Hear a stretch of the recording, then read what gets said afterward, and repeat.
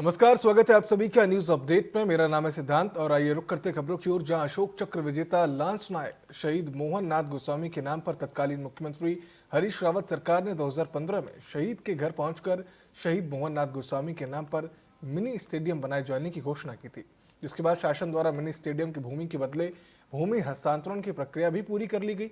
इसके बावजूद 9 वर्षों के बाद भी शहीद मोहन नाथ गोस्वामी मिनी स्टेडियम का निर्माण कार्य शुरू नहीं किया गया, जिसको लेकर आज कांग्रेसियों ने 3 दिवसीय पैदल यात्रा निकालते हुए तत्काल शहीद मोहन नाथ गोस्वामी मिनी स्टेडियम का निर्माण शुरू किए जाने की मांग की है। वही बिंदु खत्ता के पूर्व सैनिकों ने भी पदयात्रा को अपना समर्थन देते हुए शीघ्र निर्माण करने की शुरुआत की है। मेरे हस्बैंड शहीद हुए थे, उनको अशोक चक्र मिला हुआ था। तब उस समय कांग्रेस सरकार थी, माननीय मुख्यमंत्री हरीश रावत जी भी मेरे वहाँ आके स्टेडियम की घोषणा करके गए थे। सारा पैसा भी आ चुका था, सब कुछ भूमि भी मंजूर हो गई थी। पता नहीं उसके बाद एकदम मतलब भाजपा सरकार आई, उन्होंने अभी तक कोई भी 10 साल हो गए कुछ भी नहीं किया है उसमें। और उसके बाद सैनिक कल्याण मंत्री भी आए थे घर पे, उन्होंने भी बहुत सारी घोषणाएं की थी कि हम ऐसा करेंगे, ये करेंगे, स्टेडियम मैं बनाऊंगा, मूर्ति बनाऊंगा, ये करूंगा, लेकिन अभी तक तो कुछ भी नहीं हुआ, सिर्फ घोषणाएं ऐसी रह गई है। ये सरकार एक तरफ से कहती है कि हम पूर्व सैनिकों के साथ और जो भी अवार्ड वाले हैं उनको हम सम्मान दे रहे हैं, ये कर रहे हैं, लेकिन हमारे उत्तराखंड का 5वां और ईस्ट नैनीताल जिले का प्रथम शहीद मोहन नाथ गोस्वामी अशोक चक्र विजेता हैं, जिनको आज तक इन लोगों ने ठंडे बस्ते में डाल रखा है। तो मैं इन लोगों से यही कहना चाहता हूं कि ये शीघ्र से शीघ्र इस स्टेडियम का, मिनी स्टेडियम का निर्माण करें, जबकि पूर्व मुख्यमंत्री हरीश रावत जी के समय में इसका भूमि हस्तांतरण की कार्रवाई हो गई थी और यहाँ पर भूमि पूजन भी हो गया था।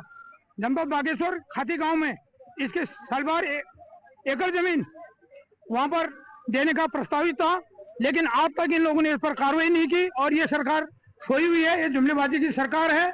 2015 नगर निकायों ने आरक्षण लागू होने के बाद कांग्रेस ने चुनावी तैयारियों को तेज कर दिया और इसी क्रम में कांग्रेस ने जिलाध्यक्ष भूपेंद्र भोज के नेतृत्व में एक बैठक आयोजित की है, जिसमें कि निकाय चुनाव को लेकर रणनीति पर चर्चा हुई है। वहीं इस बैठक में 9 महिला दावेदारों ने मेयर पद के लिए अपनी दावेदारी भी पेश की है। भूपेंद्र भोज ने कहा कि पार्टी का प्रयास एक मजबूत और सर्वसम्मत उम्मीदवार उतारने का रहेगा। उन्होंने यह भी बताया कि जल्द ही और बैठकें कर अंतिम निर्णय लिया जाएगा। कांग्रेस का फोकस महिला सशक्तिकरण और जीत सुनिश्चित करने पर है।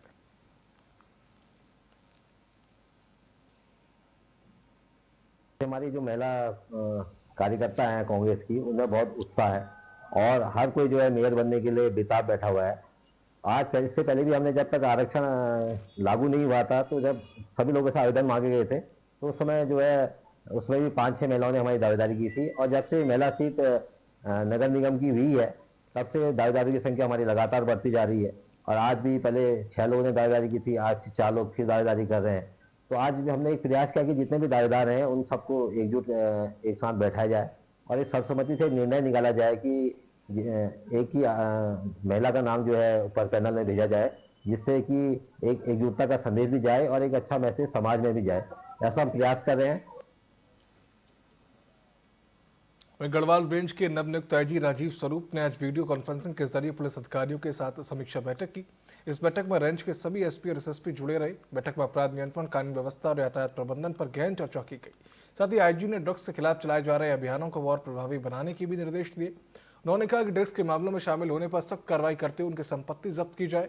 इसके अलावा यातायात प्रबंधन और अपराध नियंत्रण में किसी भी प्रकार की लापरवाही न बरतने की उन्होंने हिदायत दी और पुलिस अधिकारियों को जनता की सुरक्षा प्राथमिकता देने को कहा। आज हमारे पूरे रेंज स्तर के पे ये मीटिंग हुई, जिसमें कि हमारे जितने भी एसएसपी एसपीज थे वो कनेक्टेड थे। बेसिकली पहला उनको जो भी रेंज की एक्सपेक्टेशंस हैं ज़िलों से, एसएसपी से जो रिलेटेड एक्सपेक्टेशंस हैं, चाहे वो लॉ एंड ऑर्डर हो, क्राइम हो या फिर यातायात प्रबंधन हो, ड्रग रिलेटेड जो ड्राइव चल रहा है उसके बारे में उनको ब्रीफ किया गया, उनको निर्देशित किया गया कि किसी तरीके की कोई भी ऐसी जो ड्रग रिलेटेड चीज़ें जो जनपद में अगर होती हैं तो उन पे पूरी तरीके से वो कार्रवाई करें।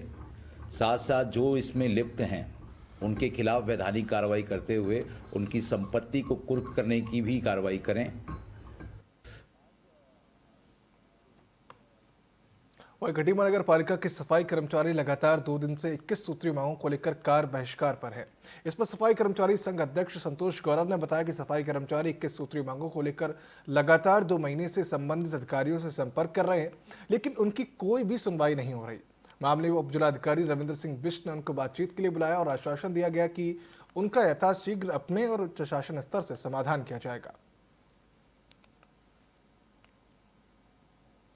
कर्मचारी 21 सूत्रीय मांग पत्र को लेकर के बार बार अधिकारियों से संपर्क में थे, लेकिन अधिशासी अधिकारी और प्रशासक महोदय के द्वारा रोज यही कहा जा रहा था, पूरा आश्वासन दे करके वापस कर दिया जाता। मजबूरी में 2 दिन से कर्मचारी कार्य बहिष्कार पर थे और आज उप जिलाधिकारी महोदय और पालिका प्रशासक ने हमको वार्ता के लिए बुलाया। वार्ता हुई है, अभी नगर पालिका जा रहे हैं। नगर पालिका में यदि हमारी समस्याओं को लिखित में समझौता मिलता है, समाधान का लिखित में आश्वासन मिलता है, तो हम कार्य पर चले जाएंगे। अन्यथा की स्थिति में अंत तक और अंत तब तक जब तक हमारी समाधान नहीं होता है, लड़ाई लड़ते हैं।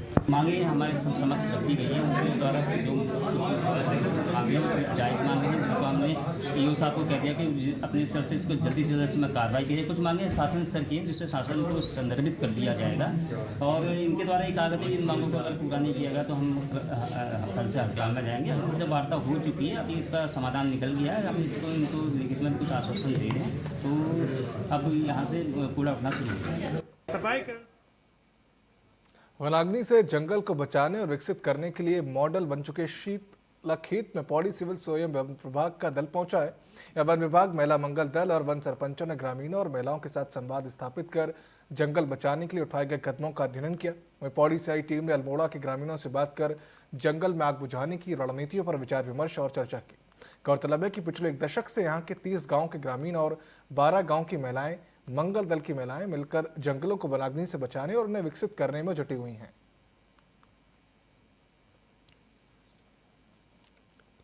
सिद्धला खेत का जो हमारा मॉडल है, जहाँ पे हम वनों को बचाते हैं, प्रोटेक्शन देते हैं, ये जो मैसेज है पूरे उत्तराखंड में फैलेगा और इस मैसेज के आधार पे लोग स्वयं जो है जंगलों को बचाएंगे और इस जंगलों को बचा के वनाग्नि से रोकेंगे और अगला साल जो है हमारा वनाग्नि मुक्त होने का पूरी उम्मीद है। सिद्धला खेत ओबीसी आरक्षण के अध्यादेश को मंजूरी मिलने के बाद सरकार ने आरक्षण की नियमावली तय कर दी है, जिसे लेकर शहरी विकास विभाग में अधिसूचना जारी कर नगर निकाय और नगर पंचायत के अध्यक्ष पद पर आरक्षण की स्थिति को साफ कर दिया गया।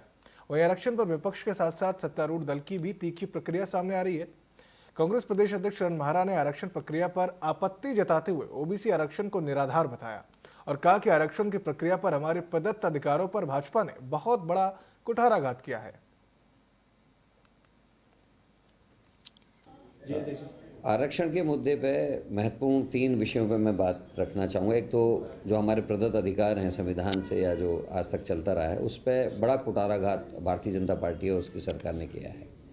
इन्होंने नगर पालिकाओं में ऐसी नगर पालिकाएँ जिनमें 10,000 से कम संख्या एससी की है, उनको आरक्षण से बाहर कर दिया है। ये लोगों के मौलिक अधिकार का हनन है और मुझे लगता है कि जो असली चेहरा है भारतीय जनता पार्टी का, एससी को लेकर इनकी जो सोच है वो इससे परिलक्षित होती है। दूसरा, आरक्षण जो लागू करने का इन्होंने जियो जारी किया, उसमें मेरा ये कहना है कि हमारी विधानसभा की अवमानना है।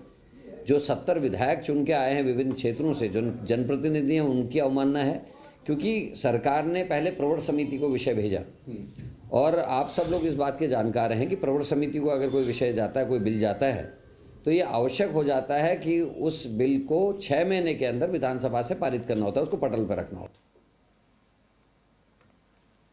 उत्तराखंड में नगर निकाय चुनाव अपने अंतिम दौर में है और शासन स्तर पर निकाय चुनाव के लिए जिस तरह की तैयारियां चल रही हैं, उससे यही संकेत मिल रहे हैं कि निकायों में पदों और वार्ड आरक्षण की अंतिम अधिसूचना जारी होने के बाद 26 दिसंबर को निकाय चुनाव का कार्यक्रम घोषित होने की संभावना है। तो भाजपा में दावेदारी भी तेज हो चुकी है। भाजपा प्रदेश मीडिया प्रभारी मनवीर सिंह चौहान का कहना है कि पार्टी में पूर्व से ही सारी तैयारियां कर ली गई हैं। पूर्व में ही जो जिलों के अध्यक्ष और विधायक गण हैं, उनके साथ प्रदेश नेतृत्व की बैठकें हो चुकी हैं और संभावित व्यक्तियों पर विचार विमर्श भी हो चुका है।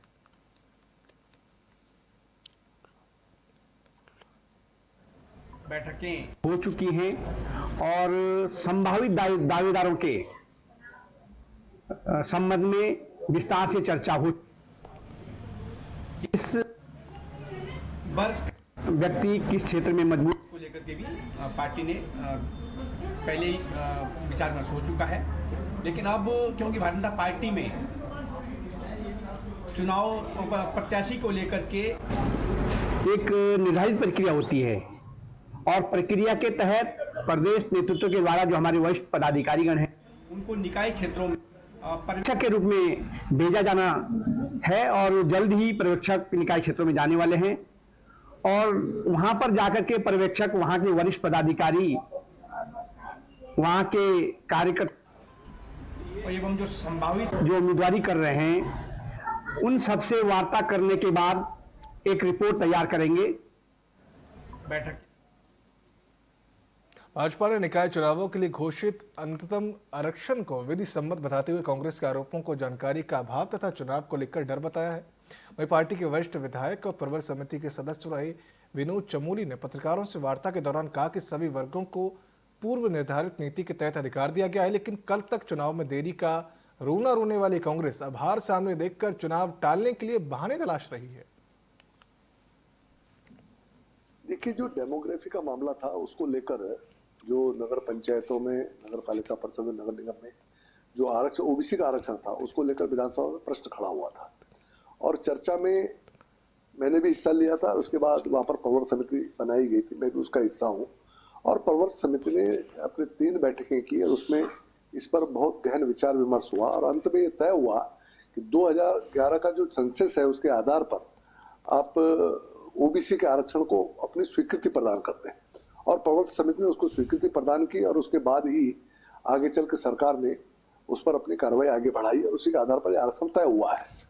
देखिए, जो डेमोग्राफी का मामला था उसको लेकर 1971 में पाकिस्तान पर मिली जीत की याद में पूरा देश हर्षोल्लास और धूमधाम से विजय दिवस मना रहा है। 14 दिन तक चले इस भीषण युद्ध में अल्मोड़ा के 25 जवानों ने अपनी शहादत दी थी, जबकि 12 सैनिक घायल हुए थे। अल्मोड़ा के छावनी परिषद स्थित शहीद स्मारक में सैनिकों के जज्बे को सलाम करते हुए वीर शहीद जवानों को श्रद्धांजलि दी गई।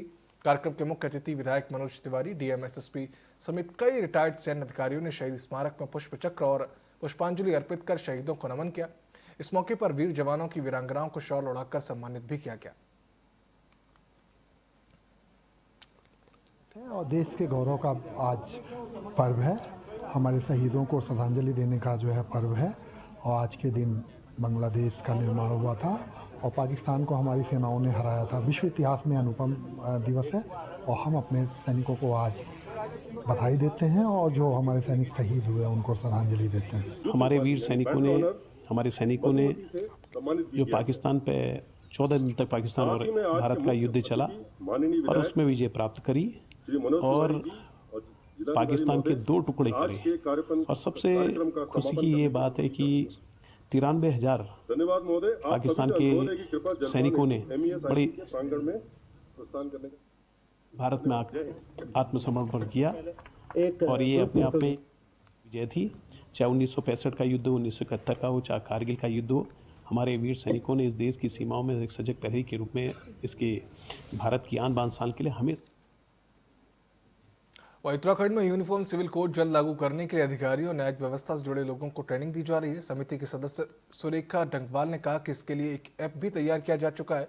आपको बता दें कि यूनिफॉर्म सिविल कोड के लिए गठित कमेटी ने बीते 18 अक्टूबर को सरकार को नियमावली सौंप दी है। मुख्यमंत्री धामी के निर्देश के बाद समिति का पूरा फोकस यूसीसी लागू करने पर है और इसके सभी पहलुओं से अधिकारियों को अवगत कराने का है।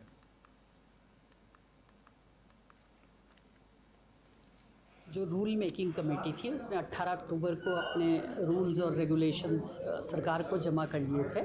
अब उसके इम्प्लीमेंटेशन के लिए फिर से एक कमेटी बनी है। मेरा सौभाग्य है कि मैं उस कमेटी में भी हूँ। इम्प्लीमेंटेशन के लिए आपको ट्रेनिंग का पार्ट बहुत इम्पॉर्टेंट है, तो सारे जिलों में भ्रमण कर जिला स्तर के अधिकारियों को, ब्लॉक स्तर के अधिकारियों को, क्योंकि यूसीसी का ज़्यादातर पार्ट ऑनलाइन होने वाला है, डिजिटल होने वाला है, हमारे एक ऐप में सब कुछ उपलब्ध होने वाला है और ये यूज़र फ्रेंडली है। जनता की सुविधा के लिए जो रूल बनाए गए हैं कोई कॉम्प्लिकेटेड नहीं है। आपको रजिस्ट्रेशन करना है तो आप अपने मोबाइल में कर सकते हैं। इसके लिए ट्रेनिंग बहुत ज़रूरी है, तो ये ट्रेनिंग का पार्ट बहुत जल्दी शुरू हो जाएगा। देहरादून में सौर ऊर्जा को बढ़ावा देने के लिए राज्य का पहला सोलर मेला आयोजित किया गया, जिसमें कि मुख्य अतिथि के रूप में मुख्यमंत्री पुष्कर सिंह धामी मौजूद रहे। मुख्यमंत्री धामी ने बताया कि सरकारी स्थायी ऊर्जा को बढ़ावा देने के लिए हर संभव कोशिश कर रहे हैं। साथ ही इस तरह के आयोजन भविष्य के लिए मील का पत्थर भी साबित होंगे।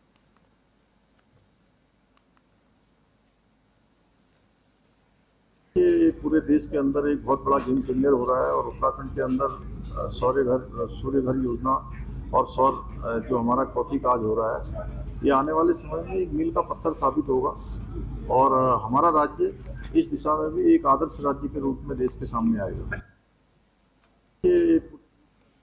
पौड़ी में साइबर एंड फाइनेंशियल धोखाधड़ी की घटनाएं भी लगातार बढ़ रही हैं। ठगों के झांसे में आकर लोग अपनी लाखों रुपयों की जमा पूंजी पल भर में गंवा रहे हैं। इस साल पुलिस ने साइबर एंड फाइनेंशियल धोखाधड़ी के कुल 72 मुकदमे दर्ज किए। पुलिस इस साल 58 अभियुक्तों को पकड़कर 1 करोड़ 3 लाख की धनराशि साइबर ठगों से वसूलकर पीड़ितों को लौटा चुकी है। वहीं एसएसपी ने साइबर ठगी से बचने के लिए लोगों से सूझबूझ से ऑनलाइन ट्रांजैक्शन करने और ठगी होने पर तत्काल पुलिस को सूचित करने की अपील भी की है।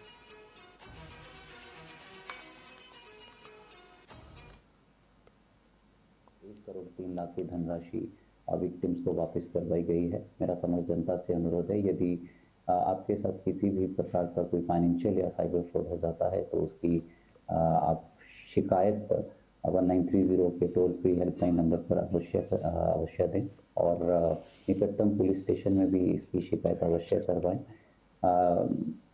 आप कभी किसी भी प्रकार की कोई ऑनलाइन ट्रांजैक्शन करते हैं तो उसका सत्यापन अवश्य करवाएं और सत्यापन करवाने के उपरांत ही अपनी ट्रांजैक्शन को करें।